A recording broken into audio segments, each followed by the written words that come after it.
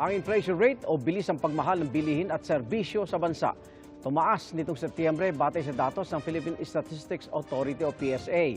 Ang pangunahing nagtulak sa mabilis na inflation, bigas. Ayon naman sa isang grupo, dapat magtakda na ng suggested retail price sa imported rice. Saksi sina Maki Pulido at Mark Salazar. Imbes na mag-grocery store, sa palengke na lang namimili si Riza de la Cruz para makatipid. Sa sibuyas kumuha ako ng dalawa, dinala ko sa counter.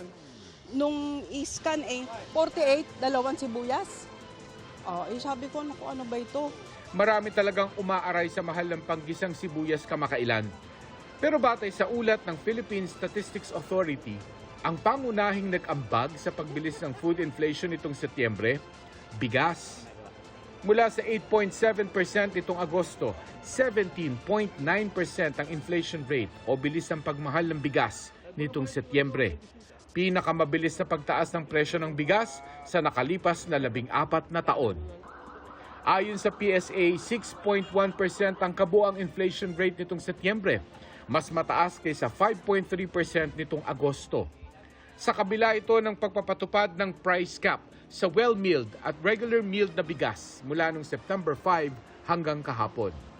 Sabi ng Philippine Statistics Authority, sa personal kong ekonomiya, 30% daw ng inflation rate ay mararamdaman ko sa itinaas ng presyo ng mga binili ko na ilalagay ko sa aking food basket. In short, 30% ng itinaas ng presyo ng mga bilihin ay mararamdaman daw natin sa palengke. Tingin ng ekonomista at Albay representative na si Joey Salceda, ang mga taas presyo sa bigas at petrolyo ang nagpabili sa inflation. Datos mula sa unang bahagi ng buwan ang kasama sa September inflation rate. Kaya malamang hindi pa kasama rito ang pagbaba ng presyo na naiulat nung huling bahagi ng buwan. Inaasahang makikita yan sa inflation rate para sa Oktubre. Ayon naman sa PSA, maraming rice retailer ang hindi agad nakasunod sa price cap. So well-milled rice, ang total number of varieties ang aming tinatrack ay 3,498 at only 687 or mga 20% ay nag-fall doon sa price cap na 45 pesos or less. Sabi naman ng mga retailer, nag-uubos pa sila ng stock na binili ng mas mahal noong Agosto, kaya hindi agad nakasunod sa price cap. Kung kailan nakasunod na sila sa price cap, saka naman ito binawi kahapon. Ngayon, walang regulasyon sa kung magkano ang pwedeng itakda na presyo ng bigas sa merkado. Pero ang mungkahi ngayon ng grupong Sinag, suggested retail price para sa imported na bigas.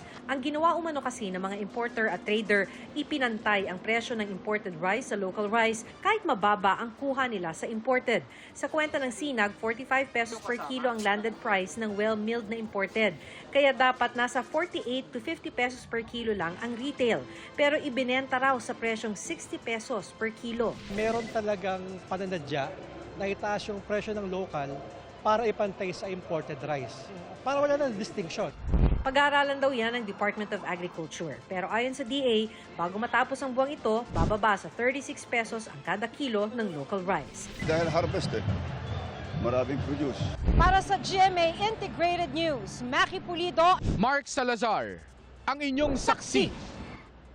Mga kaibigan, samahan nyo kaming saksiyan ng mga balita. Mag-subscribe sa GMA Integrated News sa YouTube. Para sa mga kapuso abroad, samahan nyo kami sa GMA Pinoy TV at sa www.gmanews.tv.